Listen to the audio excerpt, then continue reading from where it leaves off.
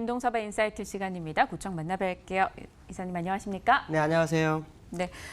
요즘에는 발표되는 각종 지표 소식보다는 트럼프 대통령의 이야기나 트윗을 더 주목하는 것 같은 시장입니다. 저희 또 관전 포인트 짚어주실까요?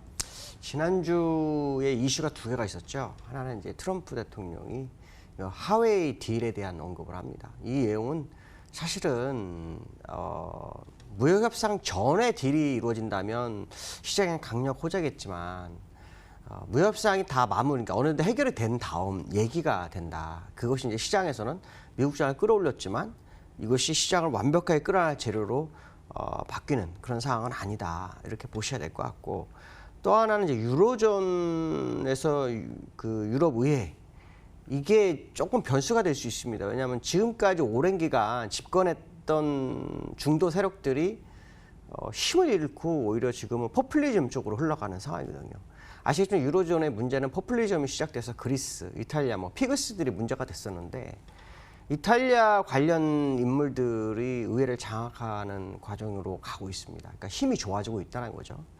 이렇게 되면 이게 글로벌 이슈의 새로운 변수로 작용할 수 있다라는 생각을 해볼 수 있죠. 어떻게 보면은 유로존의 ECB가 더 양적 완화나 금융 완화를 더 강하게 할 수도 있지 않을까, 이런 생각도 해볼 수 있지만 그건 좀 더 지켜봐야 되겠고요.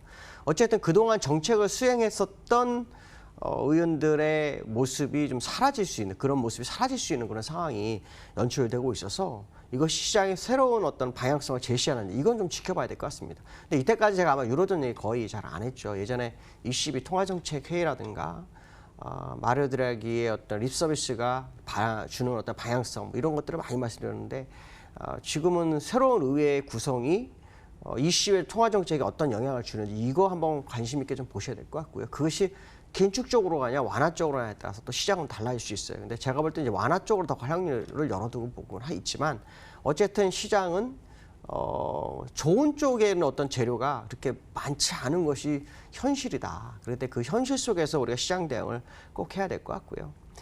미국은 일단 이번 주가 지나면 그 월봉이 완성이 되고요. 또 이번 주가 지나면 중국에서 650억 달러 관세가 매겨지기 시작하죠.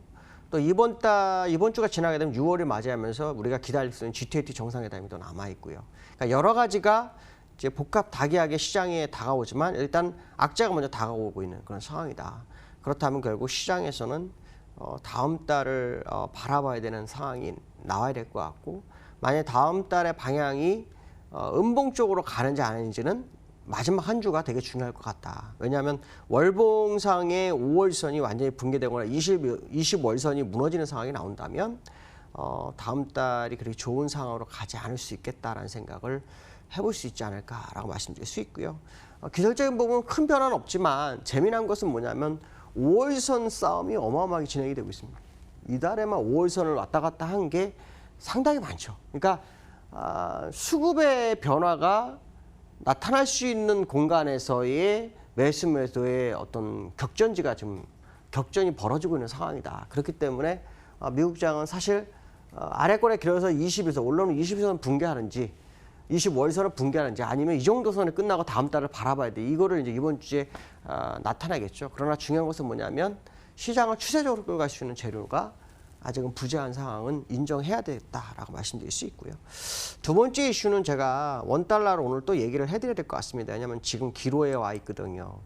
저는 아마 지난번에 이런 얘기를 했어요. 원달러가 지난번 그 저점, 그러니까 작년 4월부터 올라갔을 때 첫 번째 파동만큼 한 번 더 가서 1190원대 전후에서의 움직임이냐, 아니면 1.5배 정도 와서 1220원, 30원에서의 마감이냐, 이 둘 중에 하나라고 말씀드렸는데, 그러면서 제가 아마 그 얘기를 했을 거예요. 원달러가 1182원 정도 안으로 빨리 회귀하는 모습이 나온다면 위험자산에서의 변화가 있을 수 있다라는 표현을 썼죠.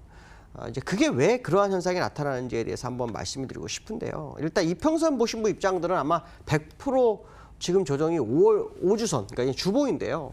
5주선과의 이격 줄이기 정도 아마 해석을 하고 있을 거예요. 네. 그런데 일목균형표상에서는 이 목표치가 나와요. 여기서부터 이 첫 번째, 여기 잘 안 보이실 것 같은데, 이 후행 스팬 두 번째 연결해서 쭉 추세선을 그어보면요. 요걸 깨뜨렸다가 올라서 맞고 이 추세선 맞고 이렇게 밀려내리죠. 그러면서 추세선을 타서 여기쯤에서 끝났어야 되는데 올라섰단 말이에요. 그러니까 지금 뭐냐면 이번 주가 되게 중요하다는 얘기는 뭐냐면 여기서 그냥 세워버리면 1220원 그냥 가는 거고요. 만약에 여기서 들어오게 되면 슈팅 구간으로 봅니다, 이거를. 그리고 여기서의 그 방향성, 여기서 이격을 벌려서 올라갈 건지 아니면 여기서 이렇게 횡보를 하면서 방향성을 줄지 이거를 좀 봐야 되는 시점이에요. 그게 빠르면 이번 주, 늦으면 다음 주 정도 될 것 같습니다. 그러니까 원달러는 아시겠지만 사실 지금 주가가 안 맞아요. 왜냐하면 지난번에 2000포인트가 붕괴됐을 때 원달러는 1130원이었어요. 근데 지금은 얼마입니까? 1196원까지 갔다 왔고요. 1184원이에요. 그러니까 지금 제가 예상했던 1182원 정도가 제가 선 그어놓은 곳이에요. 이게 여기 딱 무너지면 1182원 정도 선이거든요. 그러니까 아주 중요한 기로에 서 있다라는 거죠. 그러니까 원달러가 이 정도에서 회귀를 하느냐 안 하느냐에 따라서 위험 자산이 위쪽으로 좀 가볼까 하는 모습이 나와야 돼요. 물론 거기에는 또 하나의 전제 조건이 있어야 돼요. 어떤 거냐면 제가 지난주에 말씀 기관이 사야 합니다. 그러니까 아니 외국인이 사서 올리는데 왜 기관이 외중에 안 그렇습니다. 매물을 잡아줘서 추가 매물을 못 나오게 하는 역할을 기관이 해야 돼요.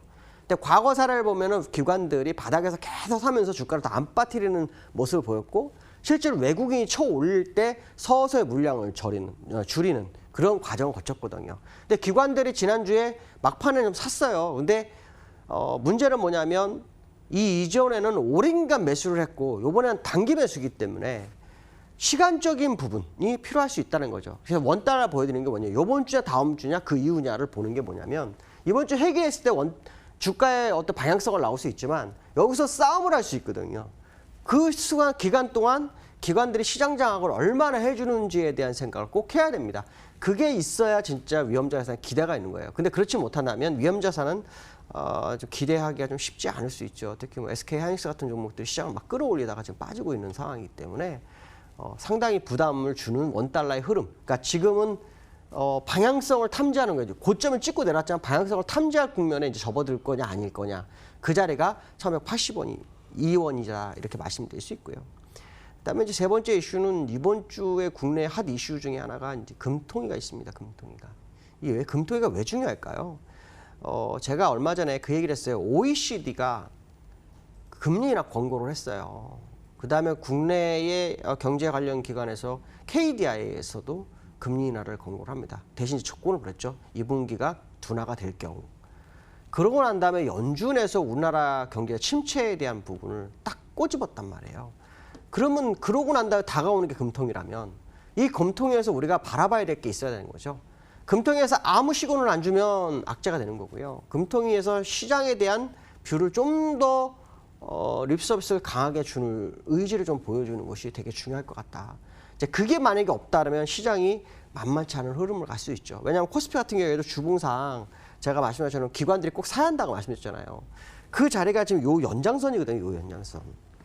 여기서부터 기관은 계속 샀어요. 그리고 요 정도 선에서 외국인이 살 때부터 싹 팔았거든요. 근데 지금은 다 파는 상태이기 때문에 여기서 기관들의 움직임에 대한 명분을 심어줘야 된다는 거죠. 그 명분이 이번 금통에서 나오는지가 굉장히 중요합니다.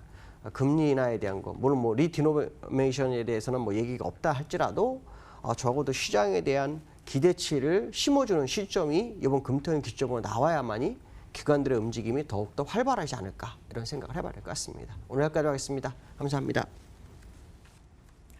오늘 양지수 모두 지금 빨간불을 켜고 있는데요. 많은 이들이 또 이렇게 얘기를 하더라고요. 이러다 후반에 또 밀리겠지. 그만큼 시장에 대한 신뢰 자체가 낮아져 있는 상황입니다. 길어지는 이 G2 국가의 싸움에 피로도가 쌓이는데요. 이 피로를 극복하기 위한 에너지보다 그냥 피로하면 좀 쉬어보는 것도 좋지 않을까 문득 그런 생각이 듭니다. 자, 5월 27일 시장공감텐 오늘 준비된 순서 여기까지입니다. 내일 이 시각 인사드릴게요. 시청해주신 여러분 고맙습니다.